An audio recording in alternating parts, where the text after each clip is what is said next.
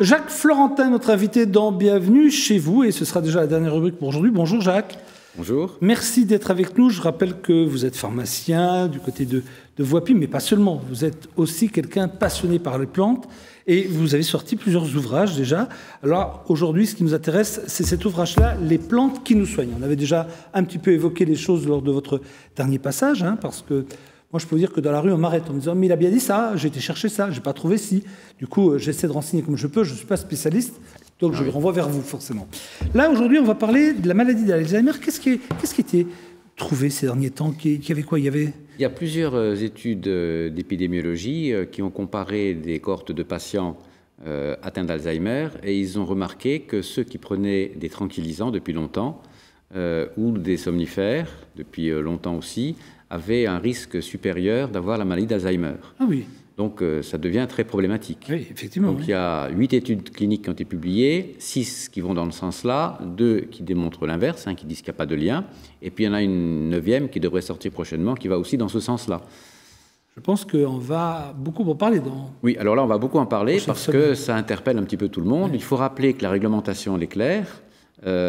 C'est 3 mois pour les tranquillisants de traitement qui est recommandé par l'administration ministère de la Santé. Voilà. Et pour les somnifères, c'est 15 jours. Bon. Mais en France, on sait qu'on est un gros pays de tranquillisants et de somnifères. Oui, on est pratiquement 5 fois supérieur à pas mal d'autres pays. En même temps, c'est pas chez nous qu'il y a le plus de malades d'Alzheimer. Actuellement, la recrudescence annuelle est très élevée aussi. Ah, donc on s'inquiète. Faire attention. Voilà, on s'inquiète. Et on a une alternative qui a été plus ou moins abandonnée parce que toute la phytothérapie a été déremboursée. Or, quand j'avais le laboratoire de recherche de Jean-Marie Pelt à l'université de Metz au Récollet, on avait travaillé, nous, sur ces plantes-là. Les plantes anxiolytiques, les plantes sédatives et les plantes qui induisent le sommeil. Et on avait confirmé les propriétés de beaucoup de plantes. Donc aujourd'hui, la question se pose, ne serait-il pas urgent, petit à petit, de glisser de ces tranquillisants de synthèse vers une médication en base de plantes? Donc, se soigner par les plantes, vous le prouvez dans ce bouquin, oui, c'est possible. On va prendre quelques exemples. On va commencer par cette plante-ci, qui est d'abord très belle. C'est quoi exactement et ça peut permettre de soigner quoi? Alors, c'est une plante ornementale que tout le monde connaît. C'est le petit pavot de Californie, qui est une plante qu'on trouve dans beaucoup de jardins comme ornementale. Oui, et qui vient, comme son nom l'indique, de Californie. Et les Indiens l'utilisaient contre la douleur. Et quand on a testé cette plante ici à Metz, on s'est aperçu que c'est un anxiolytique remarquable. Vraiment, il enlève l'anxiété. Bon, on l'a fait chez les souris. Mais on arrive à mesurer ce qu'est l'anxiété chez une souris. Et on a vu qu'elle avait une très bonne activité et qu'elle induisait aussi le sommeil des souris. Donc dans les plantes qui nous soignent, il y a aussi, alors ça on ne la présente plus, c'est la mélisse. Bon, on la connaît avec son odeur de citronnelle. Très bonne plante de chez nous. Très connue depuis toujours par la tradition pour ses actions antispasmodiques. Donc ça, les personnes qui utilisent les plantes de leur jardin la connaissaient bien pour ça. Et nous, on a montré qu'en plus, elle a une bonne action sédative aussi. Ah oui. Et inducteur du sommeil. Donc elle fait partie des grandes plantes dans le domaine de la nervosité. Donc une bonne tisane à base de mélisse avant d'aller se coucher. Voilà, avant d'aller se coucher, c'est parfait. C'est parfait. Oui. Ça, c'est pour ceux qui ont le sommeil difficile, quoi. Voilà, les difficultés à l'endormissement. Et alors, une autre plante intéressante aussi, c'est cette magnifique plante qui vient de la forêt amazonienne, une plante tropicale, la passiflore. Donc tout le monde la connaît aussi, il y en a qui sont ornementales chez nous, mais celle qui est médicinale est différente, et celle-ci, elle est vraiment anti-stress. C'est-à-dire que c'est une plante qui enlève l'anxiété, et bien souvent, quand on a du mal à s'endormir le soir, c'est parce qu'on rumine, on pense à des tas de choses, et cette plante permet de lever un peu ce stress. Et après, on s'endort naturellement. Donc en pharmacie, on peut demander, on dit de la ou du passiflore? De la passiflore. De la passiflore. Donc vous allez chez votre pharmacien, vous demandez de la passiflore, lui saura exactement... vous conseillez, vous dire... Donc là, pour l'endormissement, c'est parfait. C'est très bien.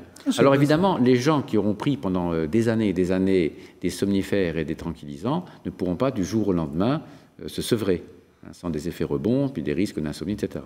Mais c'est quelque chose qui peut se faire petit à petit, de manière régulière. Petit à petit la synthèse pour aller vers les plantes. Voilà, petit à petit, de réduire les tranquillisants ou les somnifères, et puis de glisser vers la phytothérapie. Donc finalement, vous aviez une longueur d'avance, si je résume bien. Tout à fait, tout à fait. D'ailleurs, ça avait été l'objectif, quand on a démarré les travaux de recherche il y a 25 ans, c'était trouver dans le règne végétal des plantes qui puissent avoir les mêmes propriétés que les fameuses benzodiazépines, qui étaient déjà critiquées, parce qu'il y a 25 ans, on savait, quand on les prend trop longtemps, que ça finit par perdre la mémoire. Mais il n'y avait pas de lien avec Alzheimer. Ah d'accord. Et on savait déjà que ça jouait sur la mémoire. Ça jouait là-dessus.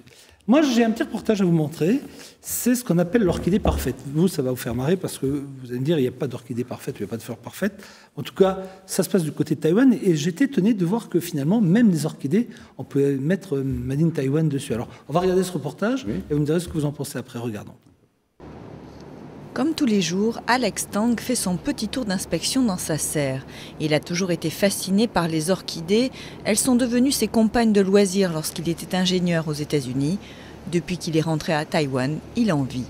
Mais pour que les affaires marchent, grâce à l'orchidée parfaite, il faut bien plus que des doigts verts. Les orchidées ont besoin d'un bon environnement pour bien pousser. La température, l'humidité et la lumière doivent être très contrôlées. C'est pour cela qu'on utilise un ordinateur. Par exemple, s'il fait trop chaud, les ventilateurs vont se mettre en marche automatiquement. Taïwan est l'un des plus gros pays producteurs d'orchidées du monde et 2/3 de ses exportations sont faites de Phalaenopsis, l'orchidée papillon. De pousses faciles avec des fleurs qui durent entre 2 ou 3 mois, cette orchidée est devenue l'une des plus populaires. Tainan, dans le sud du pays, accueille chaque année une foire internationale aux orchidées, une foire qui attire des acheteurs du monde entier. L'occasion pour les producteurs de montrer leur dernière création. Quand vous croisez deux variétés d'orchidées, elles peuvent générer une grande variété de nouvelles fleurs. Et vous ne savez jamais à quoi ressemblera la nouvelle fleur avant qu'elle n'éclose.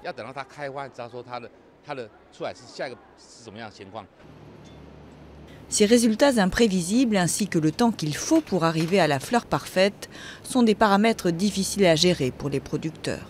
La mise sur le marché d'une nouvelle plante peut prendre 8 ans et il est difficile de prévoir quelle forme ou couleur séduiront un marché parfois capricieux. Mais les producteurs d'orchidées taïwanais sont persévérants et réussissent à attirer les grossistes à la recherche de la perle rare. À Taïwan, on trouve plus de producteurs et de plants qu'ailleurs. Et les nouvelles variétés sont issues de ces plants. Alors pour les nouvelles variétés, il faut venir ici. À Taïwan, il n'est pas seulement question de vendre et d'acheter des orchidées, il est aussi question de les aimer et de les bichonner. Vous en pensez quoi? Cette fleur parfaite? Parfaite, ça ne veut rien dire. Ce qui est certain, c'est que c'est une fleur qui pousse dans la forêt tropicale. Donc, comme ils le disent dans le reportage, elle a besoin d'ombre, d'humidité. Et en fait, en forêt, il y a très peu de variations. Ni en humidité, ni en température, ni en période d'éclairement. Il n'y a pas l'été, l'hiver, etc. Et donc, il faut reconstituer ces conditions climatiques dans les serres. Mais deux orchidées qu'on va essayer de reproduire ne donneront pas forcément la même, c'est ça? Ah non, quand on croise des gamètes mâles, des gamètes femelles, on va avoir des graines, donc un enfant, qui va porter à la fois un mélange des parents, mais qui peut aller dans un sens ou dans l'autre ou amener des choses nouvelles. Donc ça peut être une surprise à chaque fois, quoi. Ça peut être une surprise. Au niveau des couleurs, on gardera la forme, hein, forcément, on gardera pas mal de traits communs, mais au niveau des couleurs, ça peut changer. Et d'ailleurs, l'école française d'horticulture, en particulier Lorrain, ont vraiment marqué la région, puisque eux ont été des horticulteurs extraordinaires, hein, au siècle, au 19e et au 20e. Et on a des collections de lilas. Je crois qu'à Nancy, ils ont réussi à reconstituer les 272-75 variétés de lilas qui avaient été faites. Il y a plus de 200 variétés de lilas? Plus de 270 variétés de lilas. Et on ne les avait pas collectionnées, donc elles étaient parties dans des jardins. Et les jardins botaniques de Nancy, on les a retrouvées toutes. Et la dernière variété qui manquait, qu'on ne retrouvait plus du tout, ils l'ont retrouvée au Canada. Ah oui, et le lilas, on est bien d'accord, il est soit bleu, soit blanc. Ah non. Ah oui, il peut être bleu, il peut être blanc, il peut être violet foncé, il peut être... Oui. Voilà, et puis alors il y a des formes de fleurs différentes, il y a des simples, par exemple, d'accord. Non. On reste dans les teintes entre le blanc et le violacé très foncé, le lilas clair, etc. Et il y a des doubles, des triples, des quadruples, donc il y a des formes de fleurs différentes et toutes ces variétés ont été créées à Nancy. Juste une chose pour revenir à l'orchidée, entre guillemets, pour reprendre un peu votre bouquin, l'orchidée, elle est soignante? Très peu. Il y a une orchidée qu'on utilisait dans la médecine arabe, parce qu'en fait, il y a des tubercules qui sont un petit peu comme on peut en faire une farine. Et vu la forme de la tubercule, qui a un peu une forme de testicule, elle était réputée aphrodisiaque en médecine arabe. Ah oui, d'accord. Et puis, il y a une autre orchidée qui est utilisée à l'île de la Réunion, couramment, mais je ne me souviens plus de son nom. Et ça, effectivement, elle peut être utile. Elle a été utilisée dans la pratique de tous les jours et elle pousse sur les arbres comme les autres orchidées. Merci Jacques Florentin pour tous ces bons conseils. On se donne rendez-vous prochainement dans Bienvenue chez vous.